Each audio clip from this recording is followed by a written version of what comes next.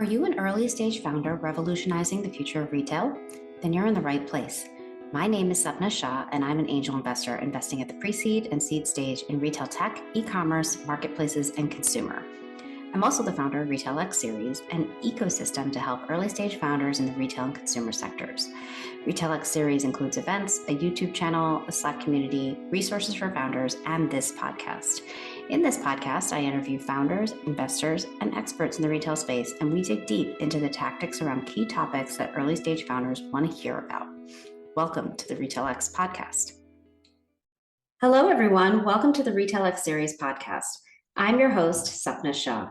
In today's episode, we'll be talking all about Amazon. Should early stage founders sell on Amazon? How to do it successfully? What potential pitfalls to look out for? And more. Our guest today, Annalisa DeMarta, founded and scaled a children's brand on Amazon and is the founder of Ridgeline Insights, an agency focused on helping brands succeed on the Amazon platform. Welcome to the podcast, Annalisa. Thank you so much, Sapna. I'm so excited to be here and share my story. Great. I'm excited to talk about this. This is a topic that is very near and dear to many early stage founders' hearts, and they're not quite sure, I think, many times how early they should start with Amazon, when they should do it, how to be successful. So I'm looking forward to this conversation. So let's start with a little bit more about you and your background. Maybe tell us a little bit about who you are, the brand that you actually launched on Amazon, and then how Ridgeline Insights grew out of that. Yeah. So like most e-commerce sellers, we all start from our garage. And I was one of those people. In grad school, I finished school in 2008, 2009, when the stock market crashed and there wasn't a lot of finance jobs. And I had a friend that had a bookstore and was like, do you want to sell some books on, at the time, Amazon was mostly a bookseller. And I was like, sure, I'll do Amazon and eBay. And then from there, I just kept learning how the marketplaces work, learned about merchandising, started working with like other types of products, realizing that books, and especially rare, I was doing rare books, they weren't scalable. And so over time, I just kept reinvesting the profits into the business and growing this. And I was a third-party reseller for many years, which is where you'd buy products wholesale from different vendors and would sell them on the Amazon marketplace. And as Amazon was gaining popularity, I had a lot of questions about cause and effect. And I didn't have a controlled environment. And so Lone Cone was the brand that I founded, but it was really formed out of necessity. Like I needed to just say, if I did this thing, what would be the outcome? And so opportunistically found this product by my own experiences. And I was like, well, I'll try this as a test sandbox. And that product ended up taking off. And then simultaneously, as we're working with clients, realizing that Amazon is super important. So helping brands develop their strategies. And so running Lone Cone and the agency tandem. And then eventually Lone Cone became very successful. And I was fortunate to have a recent acquisition of that brand. But so it's been nice just to kind of refocus again back on just agency and client services. But yeah, that's a little bit about my background. It's been all Amazon for many years. Great. So you're the perfect person to talk to, and let's get into it. Okay. So as I mentioned, a lot of founders come to me and we do talk about, is Amazon a good channel? When should you do it in your evolution? All of those kinds of things. And I think a lot of early stage brands historically have been a little nervous about putting their brands on Amazon to begin with. So I guess let's start with why you think Amazon could be important for early stage brands. Amazon is the world's largest marketplace, right? Everything you want on Amazon is there. And so it's, if anything, a marketing opportunity. You have every high-end brand down to a pack of big pens. So putting your brand on there and positioning yourself really well could absolutely help your D2C strategy, or if you're doing a wholesale strategy, it's just one more consumer touch point and a way to just educate consumers about your product mix. Yeah, I think even more so, you probably know the stat more than me, but some very high percentage of product searches don't start on Google, they start on Amazon. Yeah, almost like 78% or something. Yeah. Extremely high. Yeah. Yes. Exactly. Exactly. All right. So we know it's important to be there. Now thinking about an early stage brand who, and when I say early stage, pre-seed to seed, maybe even before pre-seed, maybe a bootstrap brand. Once they've decided that Amazon is right for them, what are next steps they need to take to make Amazon a successful channel? I think there's a couple of things at play, but the two things I like to think of is where does your product fit on the Amazon marketplace? Like when we work with clients, and typically my clients are household branded names, they already come to us with a little bit of brand equity. So that's helpful for like search volume of just people are looking for your product. But if you are just starting out, you might not have that branded search available to you. So I would really think about, so someone's going to buy your product at 7 o'clock on a Thursday night. What are those top of funnel keywords they're going to type in to find you? What do you think you're most relevant in? And for example, with Lone Cone, our biggest product was children's rain boots. So it would be search terms like kids' rain boots, children's rain boots, toddler boots, that really upper level of search. And I would look at the search results and I would say, where do I fall in? And I would keep, people often look at the product, but your pricing is just as important. Amazon's the marketplace where price isn't everything, but it's very hard to sell somebody something if you're a $99 price point and all of your competitors are at 70. You have to do a lot of value add to make that $30 jump. So the search terms you're looking at probably aren't relevant. So I really think about your keyword relevancy and where are you going to fit in, and do you have the right to win in that initial search? The second part of it is, and any good marketing is really understanding who your customer is. What are their concerns? Not so much features. I always talk to the emotional side of marketing is like, what is that customer's pain point? What are you trying to solve? And how does your product fit in against your competitive set? So when you do that search term analysis, you look at the first few pages of, honestly, the first 5 results is very telling. Look at that and say, what are they selling and why are you better? Why are you the same? Why are you different? And those are things you need to be answering both in your product design and your product detail page in order to be successful just starting out. And do you think that particularly for younger brands who are maybe selling also on their own like D2C channel, could the customer there on Amazon be different than the customer that's coming to their website? I think it's still the same person, right? It's the person that's buying infant car seat or a coffee mug. That same person is going to find you in both platforms.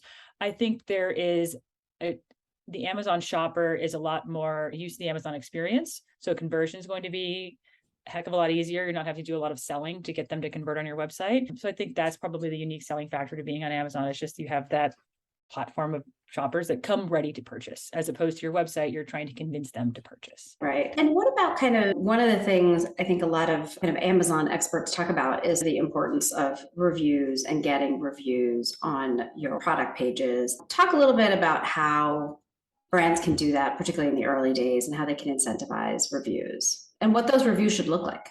Yeah. Well, I'd also take this one step back and just thinking about people listening who are just starting out, especially if you're going after funding, that social proof, that's just one more tool in your toolbox when you're pitching somebody, right? You're like, look at what these customers said about my product. And it's such a great space because it's also an opportunity for you to strengthen your product. So perhaps you had a terrible launch. I mean, I've certainly had a couple of major failures that came across as reviews. And I really learned in the manufacturing how to tighten those things up. I think your reviews are a great opportunity for you to understand your customer better. But of course, we all read those reviews and what do? We look at the 1 star right away. So what is that 1 star telling us? Is it, did it fail? Did it not meet your expectations? Those could be very easy fixes. So I think right out of the gate, having a good review strategy, and Amazon's been a lot more helpful in recent years. So there's different incentives on the back end of Seller Central. For a few dollars, you can enroll in Vine and get your first 6 reviews. They'll actively solicit customers for you.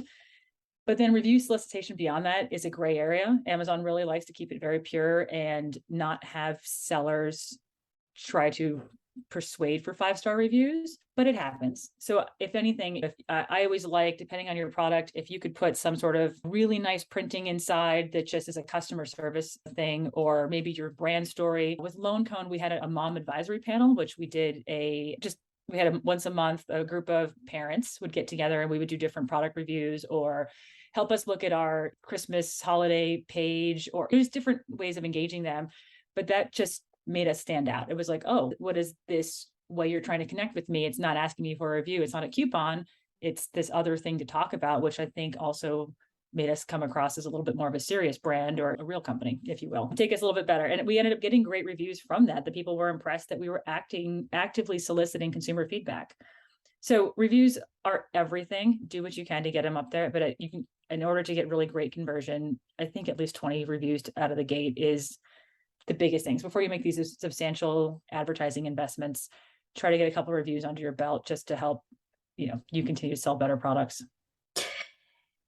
That's really helpful. And I think having a kind of a number to shoot for is also helpful. So, what about you mentioned advertising? You talked about keywords. How else are you driving consumers to your products on Amazon? I think there's a number of things, but the biggest way, especially with, I think, more D2C brands, is social media. And Amazon is a place where outside traffic is rewarded. So Amazon's got their A10 algorithm, and they won't disclose how they prioritize certain factors, but it's like low return rate, high rates of conversion, in stock, are you shipping via FBA Prime? But an outside traffic is one of those metrics that they look at. So Amazon loves it if you're sending them additional. So I would, if you can, PR is always great, but there's nothing better than how many TikTok videos or Instagram ads, or have you seen where someone's like, try this lipstick, look at my hair, look at my phone case. And you're like, I need that. That doesn't work for everybody. So it's really going to depend on the product. But I think in the majority of consumer search, yeah, I think if you can get that real person authentic review, and we would do that really low budget. I would find social media influencers that were just passionate about the brand that had maybe 7 or 8,000 followers. So it wasn't this 2 million plus, like we're paying for the ad. It was just like some mom who was like, hey, I'll pay you in free rain boots. Would you mind snapping a few photos and posting about us? And they were so happy. And then continually rewarding them, and they love seeing their kids being tagged on our posts. So I think there's definitely an opportunity for social media to continue to grow your brand both on and off Amazon, but that's really one of the fastest ways, is trying to harness the power of social. And this is actually, maybe there's no good answer to this, but this is actually a real question. So, if you're also trying to grow your own channel and your own website, and you're trying to grow your Amazon business, like how do you balance that? Because you might want to send that Instagram traffic to your own website Yeah. and not to your products on Amazon. How would you suggest founders think about that? Margin. I feel it's just like anything else you're doing. You're only going to be great at one channel. So pick the channel you're having the most success with and really prioritize that. But I also, you want to make money in the process. So I really would encourage people to look at, what is your fulfillment cost for your D2C site? What are you gaining? What do you understand the lifetime value of your customer, and where is that better playing out? Amazon doesn't share customer metrics. So that's going to be it could be a big problem if you're trying to grow an email list, if you're trying to do some sort of subscription service. So I think you need to take all those factors into consideration. And if your D2C site, or if you have other wholesale distribution that's more popular, you can do things on Amazon to dissuade customers from shopping, but still be present. So for example, a higher price is an easier way to, if you're $79 on your Shopify site, but $99 on Amazon, yeah, then customers are obviously going to choose to convert on your Shopify site, or they're going to pay the premium and convert on Amazon. But I really think that trying to understand where you fall financially is probably the number one driver for me running my business. I would want to know how much I'm making. Yeah, that makes a lot of sense.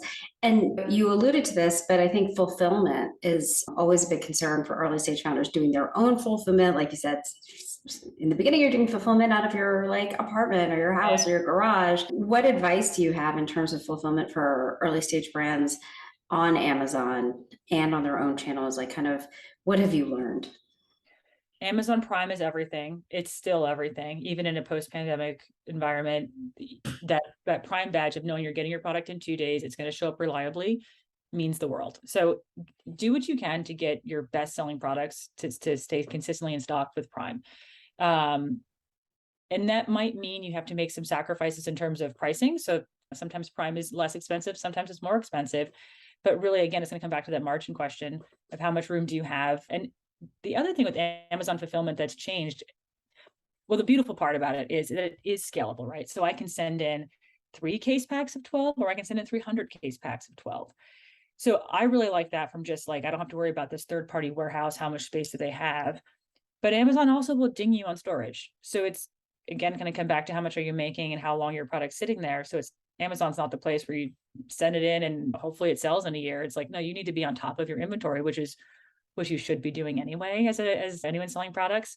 So I think it reinforces those good behaviors. The second piece of the fulfillment, and it takes a little while, is finding a good fulfillment backup. So some third-party warehouse.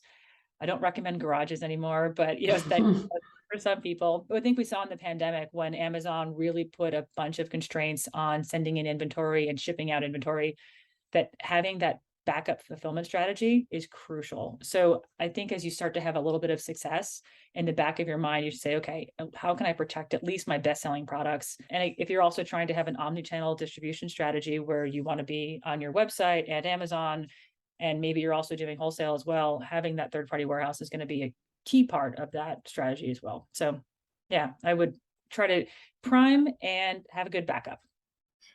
So it's interesting because I think everything that you're kind of getting to is this very deep understanding, which may not be so possible super early, but of getting a very deep understanding of your cost structure, your ability to get product to a consumer, no matter what that channel is, and understanding where your margins are and what success looks like, which I think can be really hard in those early days. And very quickly, I think you can lose track of those things. I mean, is there something you would recommend? Because you talked about just now this kind of a brand that's selling on Amazon, they're selling on their own website, they're selling wholesale, maybe to physical stores, maybe to other online marketplaces. How do you suggest that founders keep on top of all of this? Because it's not just the inventory, but it's also the data, the cost, the costs, knowing your margins, all of that. When we first started doing this, it was an Excel spreadsheet. So Amazon can give you an export,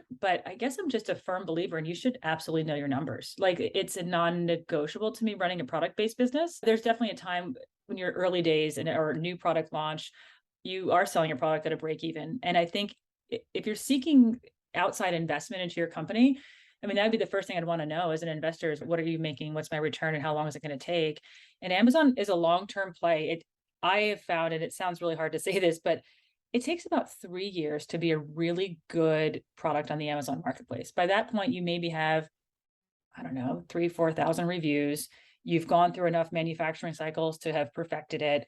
You've gone through different competitive swings. You've gone through seasonality shifts or whatever in your industry that will impact you, maybe regulations, I don't know. But at 3 years is always that good point of like, here's what I'm really making. So there's a lot of time between 0 and 3. But I think in those early days, trying to understand what is my landed cost? What did I pay in tariffs? What is my shipping? Average that over your number of units. These are all things that you're just going to have to take your invoices, put them into a spreadsheet and just keep tabs on it. Is I think the number of times I've sold a product and I've lost money has happened more than I care to admit, but that's not a sustainable model. And you want to have more wins than losses. So I think anyone running their business, you absolutely need to know how you're making money. Yeah. Sorry. I think that's the only, how do you track of it? You do, yeah, I don't know. I have an ERP system now and an accounting team. So it's easy for me to sit back and say this, but I mean, Excel spreadsheet or even, what is it? QuickBooks, there's ways. 3 years? It takes 3 years? I mean, we were talking about this not that long ago in my office, and it was like, yeah, it's like some of our clients try to do things where like every spring we're going to refresh our jacket or we're going to come out with a new thing. And it's like, man, when you do that, it's cool because you get that, okay, you're in REI or you're in whatever other stores. I get it, but it's like from a long tail play, it's like you're starting over every time. Those reviews, you have all this great credentialing in your listing. And then we're setting that off to the side and we're doing the next jacket. You know what I mean? So I just like, if you can get a core product that you can maybe create different variations, maybe it's the same jacket, but different colors. It's the same base listing. But if you're like completely new jacket, because now it was a hoodie and before it wasn't, I don't know. That's where it's harder. You're starting back from ground zero. Yeah. I know 3 years is a long time. It is a long time. But that makes sense though, because you've consistently alluded to your bestsellers, and maybe the bestsellers just don't change so much. And if you're in that sort of business where you can keep the bestsellers going, and other things can change, but maybe those they're not going to be your bestsellers or your core products. Exactly. And I think with Amazon too, the one thing I've learned is having a seasonal product is great if you can balance that out with another seasonal product. I think if you're limiting yourself to a short selling cycle, so maybe you're selling just a winter jacket, that's going to be a tough one, right? Because you don't have that long of a season to really get that product out there. And then summertime, you're sitting down and holding on to bad inventory. So if you can find a good evergreen product that maybe has a longer tail of seasonality, like maybe it's a lightweight jacket, so maybe dead in the summer, but yeah, it takes a little while to get that flywheel going.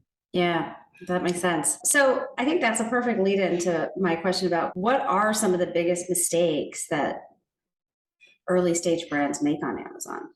Yeah, great question. I think the theme I'm seeing a lot. So brands will come to our agency. Typically, someone set their catalog up for them initially. And your catalog is just basically the basic product information. It's your UPC, your title, your description, but someone set it up improperly. And the amount of work it surprisingly takes for something so simple is amazing. So we'll spend 20, 30 hours trying to solve people's listings that were created 2 years ago that someone just made a mistake on. So I think the biggest mistake, and it seems so simple, is setting yourself up incorrectly. It seems like a very basic, like just add the image and put my brand name in here. But if you put the incorrect brand name in, or you added maybe you go by 2 different brand names, you can shorten it. Or for example, Lone Cone, some people would put a space in and then it would make it one word. Those became problems. So setting yourself up properly really would help you not only with just a good listing, but it's going to come down to search and discoverability and just the ability to have, if you have a larger catalog, build a storefront, good advertising. That base is so crucial to being successful. So I would say if you're going to do it yourself, you can. If you're going to engage with an agency, I would really vet them and make sure that they understand your product and what you're trying to achieve so that you have a best outcome. Make sure you trust them, right? Like any relationship, make sure the person you're working with, your spidey sense is good on them, Yeah, that's great advice. I think it's not just, by the way, Amazon listings that get messed up in terms of the data. I've heard that story on so many platforms, actually. Okay, that's good to know. Universal. Yeah. I mean, set yourself up for success, but it's easier. It seems like basic data entry, right? So you're like, I can do this. Man, there's just something that occurs where people make mistakes, and it's just, I don't know what takes it so long to get fixed, but it's a pain. So Yeah. Beginning. Sometimes it evolves over time too. You start one way and then you have more products, and now you realize that you need more descriptors, and then you don't go back. And anyway, yeah. Oh, I feel it. All right. And then, so that's one of the biggest mistakes, which I think is a good piece of advice. What's the kind of last, as we wrap this up, the last piece of advice you would give to founders who are really considering launching on Amazon?